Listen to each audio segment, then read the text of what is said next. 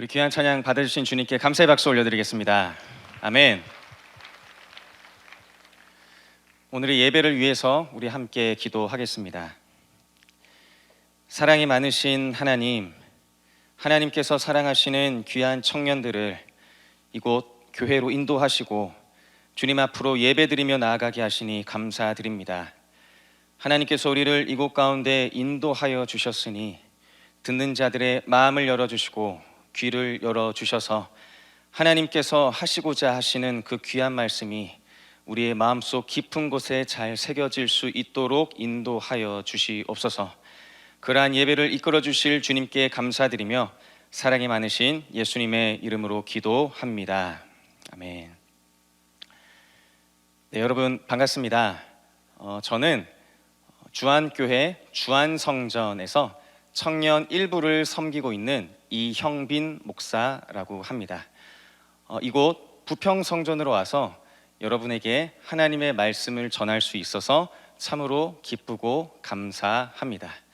하나님께서 여기 계신 모든 분들의 마음을 열어주시고 그리고 모든 귀를 열어주셔서 이 부족한 자의 입술을 통하여 선포되는 하나님의 말씀이 여러분의 삶과 여러분의 인생 가운데 하나님께서 주시는 힘으로 다시 한 번 더 담대하게 일어날 수 있는 용기를 얻어가시는 귀한 은혜의 예배의 시간이 되기를 예수님의 이름으로 간절히 소망합니다.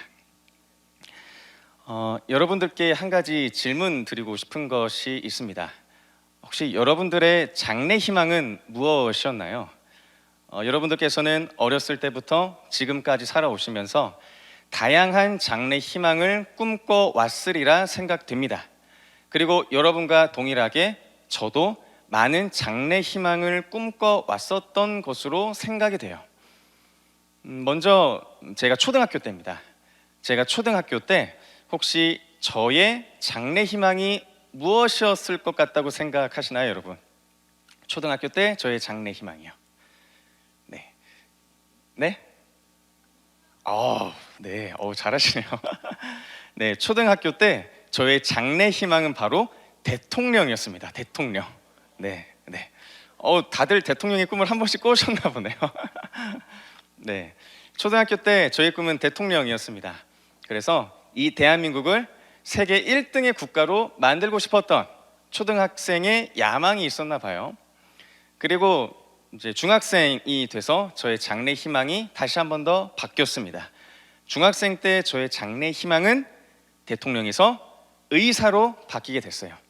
의사가 돼서 병으로 힘들어하고 고통받는 사람들에게 조금이나마 도움이 되고 싶었습니다. 그래서 의사라는 꿈을 꾸고 그렇게 학교 생활을 하다가 제가 고등학생이 됐죠. 고등학생이 된 이후에 저의 장래 희망은 또다시 바뀌게 됐습니다. 고등학생 때는 저의 장래 희망은요, 역사학자 하나랑 그리고 하나 더 꿈꿨었는데요. 그 하나는 보통 그 대도시 같은 데 가면 명찰 달고 회사 다니시는 그 회사원분들 있죠. 그 회사원들이 너무나도 멋있어 보이는 거예요. 그래서 나도 나중에 성인이 되면 저 회사원들처럼, 나의 선배님들처럼 저렇게 명찰을 달고 회사를 다니면 참 좋겠다 싶었습니다. 그리고 제가 대학생이 됐죠.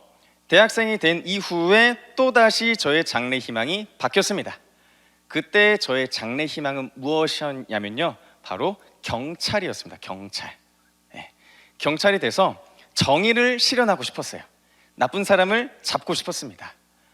그러한 꿈을 꾸고 그렇게 생활을 하다가요, 지금은 이렇게 여러분들 앞에서 목사가 되어 이렇게 말씀을 전하고 있네요. 제가 이전까지 여러분들에게 이야기했었던 이러한 장래 희망은 정말로 매력적인 장래 희망입니다. 정말 매력적인 일들이에요. 그런데 제가 이러한 매력적인 장래 희망을 내려놓고 말씀을 준비하다가 목사가 된 이후에 혹시나 내가 만약에 목사를 안 했다면, 내가 목사 이외에 다른 직업을 선택했다면 나는 어떠한 직업을 갖고 나아가고 있었을까 생각했을 때 저는 이게 진짜 하고 싶더라고요. 저는 배우가 조금 하고 싶었습니다. 배우. 네, 배우가 돼서 이 배우라는 직업이 참 매력적인 직업인 것 같은 게, 이 배우는 정말 많은 사람들의 상황을 경험할 수 있잖아요. 경험하고 그 사람이 어떻게 지내는지 공감할 수 있어서 이 배우라는 직업이 참으로 매력적인 직업이구나라고 생각이 들어서, 혹시나 내가 목사를 안 했다면 아마 배우라는 직업을 계속해서 도전하지 않았을까 그렇게 생각했습니다. 그런데 앞서 말씀드린 것처럼 정말 수많은 그러한 매력적인 직업을 내려놓고 지금 저는 목사가 돼서 여러분들에게 하나님의 말씀을 전하고 있습니다. 저는 말씀을 준비하면서 생각했어요. 그렇다면 나는 왜 목사가 되었는가? 내가 왜 목사가 돼서 여기 계신 여러분들에게 하나님의 말씀을 전하고 있는가? 목사라는 이 사명이 무엇이길래 나는 지금 이 자리에서 여러분들에게 목사로서 하나님의 말씀을 전하고 있는가 곰곰이 생각하면서 오늘 여러분과 함께 읽었던 이 말씀을 통해서 하나님께서 저에게 크신 은혜를 주셨습니다. 저는 지금 이 시간 여러분들과 제가 받은 은혜와 그리고 하나님께서 주신 그 귀한 은혜의 말씀을 여러분과 함께 나누고자 합니다. 오늘 여러분과 함께 읽은 말씀은요, 사도행전 26장의 말씀이었습니다.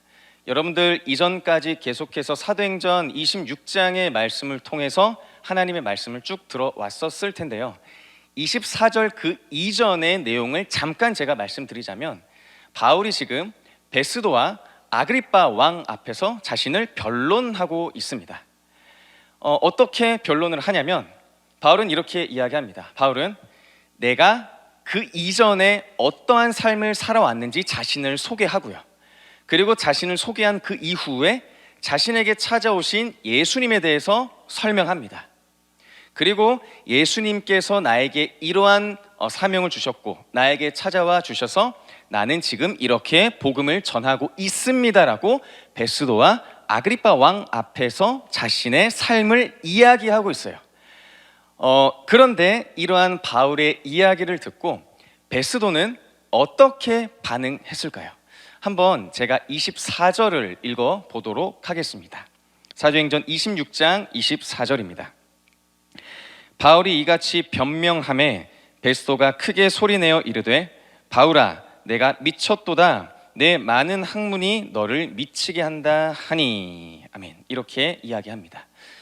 베스도는 지금 바울을 향해서 뭐라고 이야기하고 있죠, 여러분? 미쳤다. 네, 바울을 향해서 미쳤다라고 이야기합니다. 여기서 말하는 그 미쳤다의 의미를요, 제가 주석에서 찾아보니까 단순히 쟤 좀 미친 것 같아 이 정도 수준이 아니라 쟤 정신적으로 정말 이상이 있는 사람이구나, 정말 미쳐도 제대로 미쳤구나, 쟤는 정말 찐으로 미친 사람이구나라고 이야기하는 그 반응이 바로 이 베스도의 반응입니다. 한마디로 베스도가 바울을 봤을 때 바울은 정말 미쳐 보였던 것이죠. 그런데 이 베스도가 바울을 향해서 미쳤다라고 이야기하는 게 제가 주석을 쭉 찾아보니까 이해가 안 되는 게 아니었습니다. 왜냐하면 이때 당시 베스도는 로마 사람인데요, 로마 사람들은요 한 사람의 부활을 믿지 않았습니다. 부활을 믿지 않았어요. 그런데 갑자기 어떠한 유대인 바울이라는 사람이 나타나서 자신이 죽었다가 부활하신 그 예수님을 만났고 그 예수님이 나에게 이야기하시면서 나를 이곳 저곳으로 보내셨다라는 이 이야기를 베스도 앞에 하니까 베스도 입장에서는 이 바울이 미쳐 보일 수밖에 없었던 겁니다. 예를 들면요, 여러분, 제가 예수님을 전하려고 막 돌아다니다가 예수님을 믿지 않는 사람 한 사람을 딱 붙잡아서 이렇게 이야기했다라고 쳐볼까요? 딱 잡고 그런데 내가 한 가지 이야기해 줄 게 있어. 예수님이라는 사람이 2000년 전에 이 땅에 오셨고 그 오신 예수님께서 십자가에 못 박혀 죽으셨다가 3일 만에 부활하셔서 승천하시고, 그리고 그 승천하신 예수님께서 바울이라는 사람에게 나타나셔서 이 바울에게 이렇게 하라라고 대화를 요청하셨다. 이것을 제가 예수님을 믿지 않는 사람을 붙잡고 그렇게 얘기하면 그 사람은 저의 말을 믿을까요, 안 믿을까요? 당연히 안 믿습니다. 오히려 저를 보면서 뭐야, 쟤 좀 이상한데? 이제 좀 미쳤네라고 그렇게 이야기를 할 거예요. 마찬가지로 베스도도 바울을 봤을 때 바울이 미쳐 보였던 겁니다. 자신이 살아왔던 그 삶 속에서 이 바울이라는 인물을 도저히 이해할 수가 없었던 거죠. 그래서 이 베스도는 바울을 향해서 계속해서 너 미쳤구나 이렇게 이야기를 합니다. 여러분들은 혹시 그리스도인으로서 이 세상을 살아갈 때요, 혹시 좀 미쳤다, 너 좀 이상한데 라는 이야기를 들으신 적이 있으실까요? 저는요 여러분, 제가 초등학교 2학년 때부터 고등학교를 졸업할 때까지 제주도 서귀포시에서 학창생활을 지냈습니다. 혹시 여기서 제주도에서 올라오신 분 계실까요? 네, 안 계시네요. 네, 아무튼 저는 학창 시절을 제주도에서 보냈었는데요. 특히 고등학생 때 제주도에서는 특별하게 진행되는 축구 대회가 있습니다. 그 축구 대회는 뭐냐면 백호기라는 축구 대회가 있어요. 제가 다녔던 그 고등학교에서는요, 이 백호기라는 축구 대회에 참여했는데, 백호기란 제주도에 있는 고등학교에 축구부가 있다면 그 축구부가 그 대회를 참여해서 축구의 실력을 겨루는 경기가 백호기라는 축구 대회였습니다. 제가 다녔던 고등학교도 백호기가 있었기 때문에 축구부가 있었기 때문에 백호기에 참여를 했었죠. 여러분들 혹시 유튜브 같은 거 보셨을 때 어떤 그 관중석인데, 그 관중석에 사람들이 쫙 앉아 있는데 그 관중석에서 막 그림이 만들어지는 응원 영상 하나 보신 적 있으실까요? 네, 그게 바로 백호기인데요. 백호기를 어떻게 하냐면 보통 이렇게 빨간 티셔츠, 제가 다녔던 고등학교는요 빨간 티셔츠를 입고, 그리고 뒤에는 파란 색깔 등판, 그리고 앞에는 하얀 색깔 앞판이 있는 그 저지를 이렇게 입어요. 입고 알려주는 그 그림마다 어떻게 행동해야 되는지 다 알려줍니다. 예를 들면 이 그림이다 라고 하면은 뭐 이렇게 이걸 펼친다든지, 아니면은 저 그림이다 라고 하면은 딱 뒤를 돌아선다든지 등등, 이러한 행동을 하면서 마치 전광판의 그림을 보는 것 같은 응원을 계속 그렇게 진행을 합니다. 아무래도 이게 사람으로서 그림을 만드는 거다 보니까 사람이 실수하게 되거나 아니면 그 사람이 잠깐 연습을 참여하지 않게 되면 그 빈 공간이 너무나도 티가 나요. 그래서 이 백호기 연습은 꼭 참여해야 하는 하나의 중요한 행사 중에 하나였습니다. 그런데 어느 날 백호기 연습이 다 끝나고 선생님이 이런 얘기를 하시는 거예요. 지금 우리 백호기가 얼마 남지 않았는데, 연습이 얼마 남지 않았으니까 우리 일요일에도 이 백호기 연습을 하겠습니다, 이렇게 이야기를 하시는 거예요. 그렇게 이야기를 하시면서 혹시 이 백호기 주일날, 일요일 날에 백호기 연습이 진행되는데 이 백호기 연습에 참여 못할 사람 한번 손 들어 보세요 라고 하니까 여기저기서 많은 사람들이 이렇게 손을 들었어요. 그 중에 저도 손을 이렇게 들었었죠. 많은 학생들이 손을 드니까 선생님이 좀 안 되겠나 싶었나 봐요. 그래서 계속 설득을 하기 시작했습니다. 설득을 이렇게 하시니까 한 사람 한 사람씩 이렇게 손을 내리고 맨 마지막에 딱 한 사람이 남게 됐어요. 그 남은 사람이 누구였을까요, 여러분? 그 남은 사람이 누구였을까요, 여러분? 네, 저였어요. 제가 끝까지 남게 됐습니다. 제가 끝까지 남게 되니까 강대상에서 학생들을 지도하는 선생님이 강대상에 내려오셔서 저에게 쭉 찾아오셨어요. 그때 당시에 전교생이 그 자리에 있었거든요. 저에게 찾아오셔가지고 일주일에 한 번만 빠지면 되는 건데 꼭 연습에 참여해주면 안 되겠니라고 저에게 계속 이렇게 이야기를 하시죠. 그래서 저는 그때 저는 안 됩니다. 저는 교회에 가야 되기 때문에 주일날 백호기 연습을 할 수 없습니다 라고 그렇게 계속 선생님과 이야기를 나누었죠. 그러다가 시간이 지나서 감사하게도 좀 합의점이 찾아져서 이제 제가 손을 내리고 이제 백호기 연습이 끝났던 경험이 있습니다. 그런데 여러분, 앞서 말씀드렸던 것처럼 이 백호기는요 전교생이 참여하는 행사였어요. 그리고 연습할 때 전교생이 체육관에 모여 있습니다. 마침 이제 연습도 끝났겠다, 얼른 교실로 들어가서 쉬고 싶은데 갑자기 어떤 애 한 명이 손을 내리지 않고 자기 교회에 가야 한다고 하면서 많은 사람들이 교실로 돌아갈 수 없게 하니까 수많은 전교생의 시선이 누구를 향했을까요? 저를 향했습니다. 물론 겉으로 뭐 욕은 안 했지만 그 눈빛이 느껴졌어요. 그 마음이 느껴졌습니다. 얼마나 저를 향해서 욕을 했겠어요. 얼마나 저를 향해서 비난을 했겠습니까? 비록 직접 저에게 미쳤다고 얘기하진 않았지만 저는 다 느껴지더라고요. 이러한 경험을 제가 하게 됐는데요. 바울이 미쳤다라는 소리를 들었던 그 경험과 저는 비록 미쳤다라고 그 소리를 듣지 않았지만 바울이 미쳤다라고 그러한 소리를 들을 만큼의 상황을 경험하게 됐죠. 자, 그러면 여러분 이렇게 한번 생각해 볼 수 있죠. 바울이 미쳤다라는 소리를 들었습니다. 그리고 저는 전교생들에게 눈총을 받았습니다. 이 이야기를 들었다면, 미쳤다라는 이야기를 들었다면 조금은 위축될 만 하잖아요. 조금은 자기 자신을 수그릴 수 있잖아요. 저 같은 경우에도 이 손을 이렇게 들고 있었지만 많은 사람들의 시선이 저에게 느껴지니까 괜히 손 들었나? 나 손 내릴까? 어떡할까? 되게 많이 고민했습니다. 그런데 바울은요, 이 베스토에게 미쳤다라고 이야기를 들었음에도 불구하고 바울은 이렇게 행동합니다. 사도행전 26장 27절에서 29절 말씀입니다. 제가 한번 읽어보겠습니다. 아그리빠 왕이여, 선지자를 믿으시나이까? 믿으시는 줄 아나이다. 아그리빠가 바울에게 이르되 내가 적은 말로 나를 권하여 그리스도인이 되게 하려 하는도다. 바울이 이르되 말이 적으나 많으나 당신뿐만 아니라 오늘 내 말을 듣는 모든 사람도 다 이렇게 결박된 것 외에는 나와 같이 되기를 하나님께 원하나이다 하니라. 아멘. 이렇게 이야기를 합니다. 바울은 자기를 향해서 미쳤다라고 그렇게 이야기하는 베스도와 그리고 아그리빠 왕을 향해서 지금 무엇을 하고 있나요, 여러분? 지금 누구를 전하고 있죠? 예수 그리스도를 전하고 있습니다. 지금 복음을 전하고 있어요.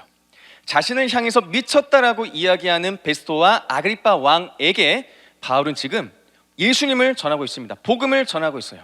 그런데 여러분, 바울이 지금 이 상황에서 예수님을 전하는 행동이 매우 위험한 상황입니다. 왜 그러냐면 지금 이 베스도와 아그리빠 왕 손에는요, 이 베스도와 아그리빠는 바울의 생사를 판단할 수 있는 권한이 있는 사람들이었어요. 여기서 바울이 베스도에게 조금 대들다거나 아니면은 조금 기분을 상하게 하는 말을 했다 치면은 베스도나 아그리빠 왕은 이 바울을 죽일 수도 있는 힘이 있는 사람들이었습니다.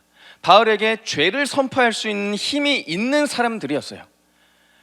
바울은, 우리의 생각으로는 바울은 제가 죄송했습니다. 제가 이곳에서 복음 전하지 않겠습니다. 예수님 전하지 않고 내가 이곳을 떠날게요 라고 이야기를 해도 부족한 상황에 지금 바울은 베스도와 아그리빠 왕을 향해서 예수님을 전하고 있는 거죠. 예수 그리스도를 계속해서 담대하게 전하고 있습니다. 확신의 참말로 전하고 있어요. 그렇다면 우리는 이렇게 생각해 볼 수 있습니다.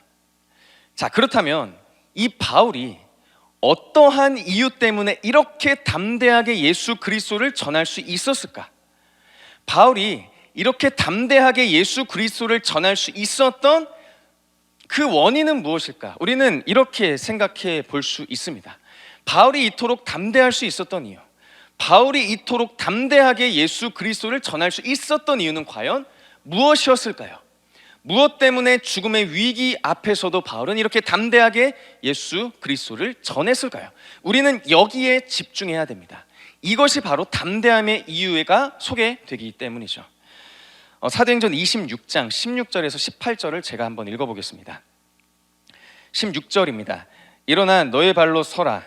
내가 내게 나타난 것은 곧 내가 나를 본 일과 장차 내가 내게 나타날 일에 너로 종과 증인을 삼으려 함이니 이스라엘과 이방인들에게서 내가 너를 구원하여 그들에게 보내어 그 눈을 뜨게 하여 어둠에서 빛으로 사탄의 권세에서 하나님께로 돌아오게 하고 죄사함과 나를 믿어 거룩하게 된 무리 가운데서 기업을 얻게 하리라 하더이다. 아멘. 네, 여기에 바울의 담대함의 이유가 소개됩니다. 예수님께서는 바울에게 찾아오셨습니다. 바울에게 찾아오셔서 내가 너를 선택했다. 내가 너를 증인으로 삼을 거야. 이스라엘과 이방인들에게 너를 구원하여 그들에게 보낼 거고 그들의 눈을 뜨게 해서 어둠에서 빛으로 사탄의 권세에서 하나님께 돌아오게 하고 죄사함과 나를 믿어 거룩하게 된 무리 가운데서 기업을 얻게 할 도구로서 너를 선택한 거야. 즉 예수님께서는 바울을 선택하신 겁니다. 그리고 바울에게 명령하신 거죠. 나를 전해라. 예수 그리스도, 이 세상의 유일한 소망인 나 예수 그리스도 나를 전해라 라고 이렇게 이 바울을 선택하신 거죠. 그리고 선택하시고 바울에게 무엇을 주셨을까요? 바울에게 무엇을 주셨냐면 바로 이 바울에게 소명을 주셨습니다. 소명을 주셨어요. 바울에게 소명을 주셨습니다. 여러분, 바울의 담대함의 이유가 무엇인지 아실 것 같으세요? 바울이 이토록 담대할 수 있었던 이유, 바울이 이토록 죽음의 위기 상황 속에서 담대하게 하나님을 전할 수 있었던 이유는 바로 바울이 소명이 확실했기 때문입니다. 바울이 소명이 있었기 때문입니다. 바울이 소명이 있었기 때문에 담대하게 죽음의 위기 속에서도 어려운 상황 속에서도 예수 그리스도를 담대하게 전했던 거죠. 여러분, 제가 사역자로서요, 여러분들에게 가장 많이 듣는 질문 하나가 뭔지 아실까요? 여러분들은 혹시 목사님들이나 전도사님께 어떠한 질문을 많이 하시나요? 저는요, 많은 청년들과 만나는데요, 그리고 많은 청년들과 신방하는데 청년들 만날 때마다 저에게 하는 질문이 있어요. 그 질문이 뭐냐면, 목사님은 왜 목사가 되셨어요? 네, 맞추셨나 보네요. 네, 목사님은 어떠한 이유 때문에 목사가 되신 거예요? 목사님이 되신 거예요? 라는 질문을 정말 많이 받았어요. 제가 이 자리에서 제가 목사가 된 이유를 여러분들에게 다 말씀드릴 수 없지만 짧게만 이야기하자면, 저는 원래 목사를 하려 하지 않았습니다. 저는 목사를 안 하려고 했어요. 어렸을 때 중고등부나 많은 사역을 하면서 사람들에게 이런 얘기 많이 들었어요. 너 목사하면 진짜 잘하겠다. 나중에 목사 한번 되지 않을래? 이러한 제안을 많이 받았는데요, 저는 절대 목사가 되지 않겠다라고 이야기했습니다. 왜냐하면 제가 목사가 된 저의 미래를 생각했을 때 전혀 희망이 보이지 않는 거예요. 나같이 부족한 사람이 어떻게 목사가 돼서 하나님의 말씀을 전해? 나는 못해. 나는 목사 안 할 거야 라고 다짐하고 내 주변의 사람들에게도 그렇게 이야기를 했습니다. 그런데 어쩌다 보니 제가 신학교에 가게 되고 그리고 예배를 드리고 있는 저를 발견하게 됐어요. 그런데 신학교에 와서도 제가 목사가 되지 않겠다라는 이 결단이 너무나도 확고하다 보니까 계속 흔들렸습니다. 목사가 되어야 되나? 아니면 그냥 밖으로 나가야 될까? 이렇게 계속해서 고민하다가, 신학생들은요, 그 학교를 졸업하기 위해서는 그 신학교에서 진행하는 수련회를 참여해야 됩니다. 제가 어쨌든 많은 비싼 돈을 들여가면서 신학교를 다녔으니까 여기서 그냥 좋다면 아깝잖아요. 그래서 마지막 학기, 제가 졸업하기 마지막 학기에 진행되는 그 수련회에 억지로 참여했어요. 억지로 참여해서 이런 결심을 했죠. 내가 이 수련회에 참여한 이후에 예배당으로 나오는 순간 나는 교회를 떠나겠다. 나는 예수님을 부인하겠다라고 결심을 하고 예배당에 들어갔습니다. 그리고 예배를 드렸죠. 그런데 여러분, 아이러니하게도요, 제가 그 예배당, 그 수련회에 참여해서요, 예수님을 인격적으로 만나게 됐어요. 예수님을 인격적으로 만나게 되면서 그때 예수님의 놀라우신 사랑을 깨닫게 됐습니다. 예수님의 너무나도 크신 사랑을 제가 깨닫게 됐어요. 이제 제가 그 예수님의 사랑을 깨달으니까 가만히 있을 수 없는 겁니다. 그래서 어떻게 했냐면, 내가 받은 이 예수님의 놀라운 사랑을, 이 예수님의 사랑을 나만 가지고 있을 수 없겠구나. 나는 이 사랑을 많은 사람들에게 전하는 자로 살아가야겠구나라고 결심하게 됐습니다. 그런 이후에 이렇게 생각했죠. 그렇다면 이 사랑을 전하는 자로서 살아가기 위해서는 내가 앞으로 무엇이 되어야 될까라고 생각하니까 딱 떠오른 게 목사였어요. 그래서 목사가 되겠다 결심하고 지금 이 자리에서 여러분에게 하나님의 말씀을 전하고 있습니다. 여러분, 제가 목사가 된 이후에도요, 참으로 많이 흔들렸어요. 담대함이 필요한 순간이 너무 많았습니다. 용기가 필요한 순간이 너무너무 많았어요. 그런데 제가 흔들리지 않고 지금의 이 자리까지, 이 목사라는 이 사명 하나 갖고 여러분에게 말씀을 전할 수 있는 그 본질된 이유가 뭔지 아세요, 여러분? 저에게 뭐가 뚜렷했기 때문에, 저에게 뭐가 중심에 서 있기 때문에, 저에게 맞습니다. 저에게 소명이 확실하기 때문에, 저에게 소명이 확실하기 때문에, 예수님의 사랑을 전해야 한다는 그 소명이 저에게 확실했기 때문에, 저는 비록 힘들고 어려운 삶을 살아왔지만 그 삶 속에서도 이 목사라는 소명을 내려놓지 않고 계속해서 앞으로 나아갈 수 있었던 겁니다. 사랑하는 여러분, 여러분들 이 세상 살아갈 때요, 참으로 많은 담대함이 필요한 것 같습니다. 저는 앞서 말씀드렸던 것처럼 많은 청년들을 만나거든요. 많은 청년들 만나고 신방하고 이야기를 듣습니다. 그런데 청년들이 저에게 하는 이야기 중에 이러한 이야기를 참 많이 해요. 목사님, 제가 이번에 회사에 취직했는데 회사에서 술을 건넸습니다. 그런데 저는 그리스도인이라는 그 이유 때문에 그 술을 마시지 않았어요. 그런데 걱정돼요. 내가 이 술을 거절해서 혹시나 나에게 술을 권유해 준 사람과 그리고 조금 위에 높은 직급에 있는 사람이 저에 대해서 안 좋은 이야기를 할까 봐 걱정됩니다. 저의 앞날이 막힐까 봐 걱정됩니다라는 이야기를 많이 들었어요. 그리고 또 이런 이야기를 합니다. 목사님, 저는 남들이 토요일, 주일날 자기 개발을 한다거나 아니면은 많은 사람들을 만나면서 인맥 관계를 넓히면서 자기의 미래를 준비해가는 그 과정에 있는 사람들을 보면 저는 조금 부럽게 보여요. 저는 주일날, 토요일날, 주일날 내 시간과 노력을 들여서 교회에 와서 사역하고 있는데 남들에 비해서 좀 더 뒤처지는 것 같습니다. 남들에 비해서 내가 조금 많이 뒤처지는 것 같아서 저의 미래가 너무나도 불안하게 느껴져요 라고 정말 많은 걱정을 제 앞에 토로해요. 저도 충분히 이해합니다. 왜냐하면 저도 그렇게 이야기한 여러분들과 같은 청년이기 때문이죠.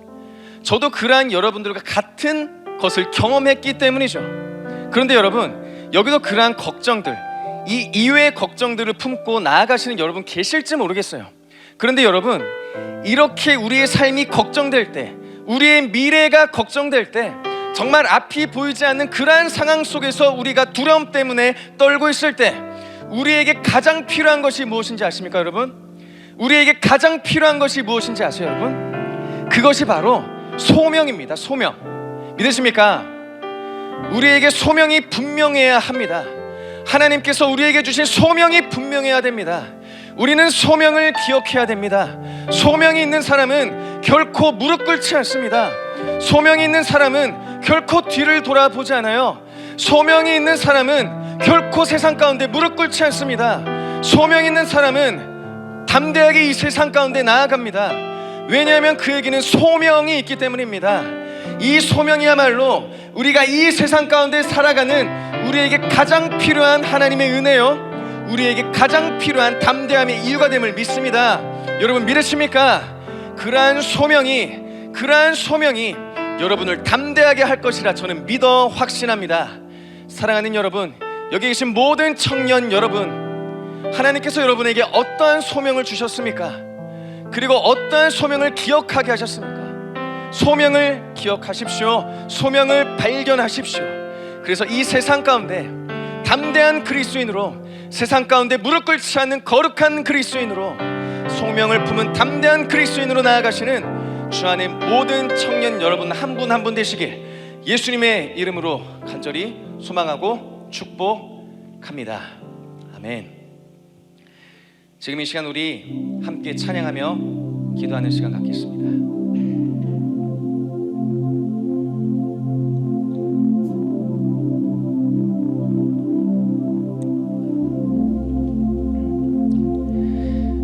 나의 사랑, 너는 어여쁘고 참 귀하다. 어느 보석보다 귀하다. 내가 사랑스럽지 않을 때 너를 온전히 사랑하고 너와 함께하려 내가 왔노라.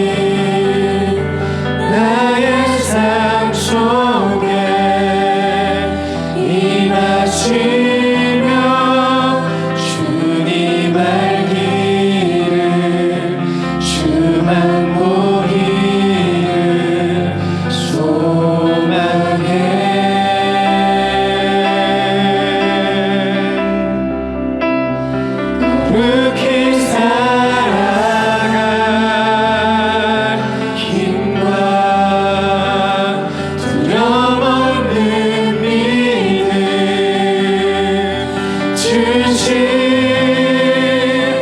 나의 하나님 완전한 사랑 찬양해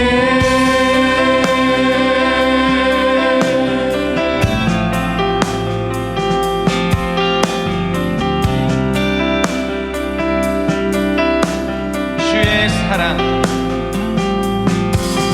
주의 사랑 이 사랑은 결코 변치 않아 모든 계절 돌보시네 푸른 마르고 꽃은 시드나 주의 말씀은 신실해 실수가 없으신 주만 우리 마음을 다해 고백합니다. 주님의 나라와 주님의 나라와 뜻이 나의 삶 속에 임하시며 주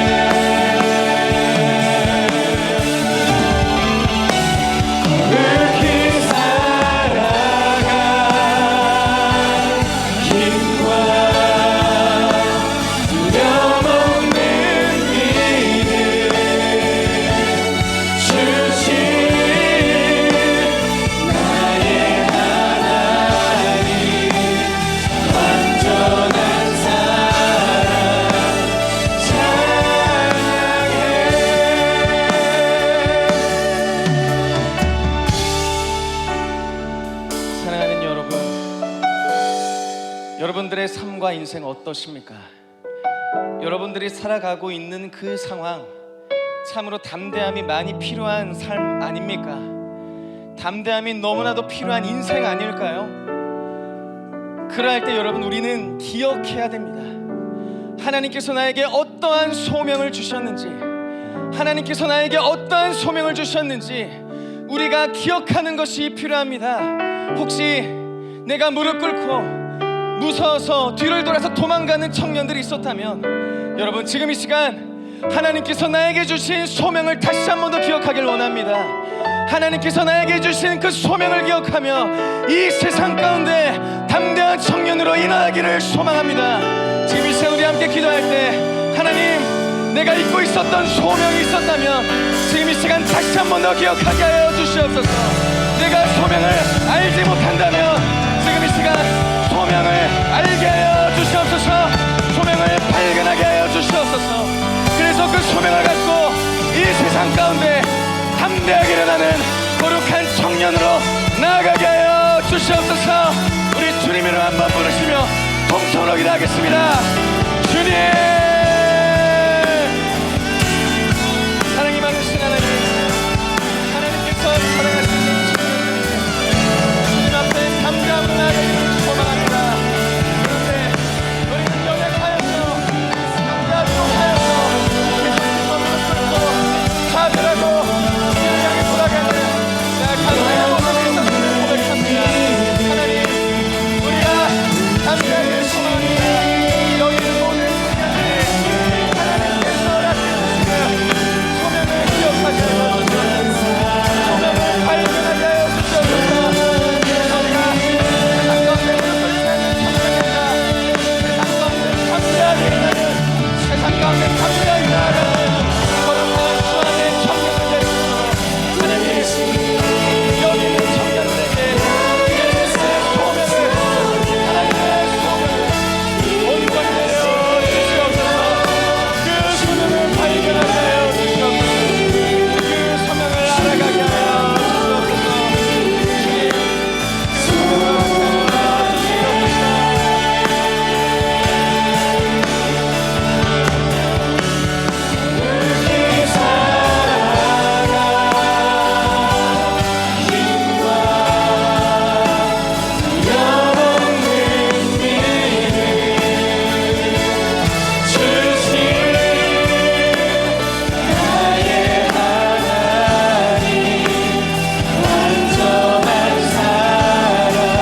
우리 마지막으로 고백하겠습니다. 주님의 나라와 주님의 나라와 뜻이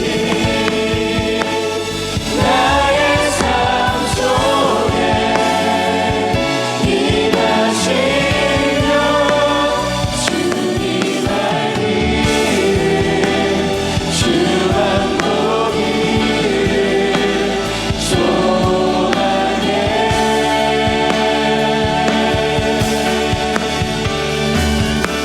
거룩히 살아가 힘과 두려움없는 일을 주신 나의 하나님, 완전한 사랑 찬양해.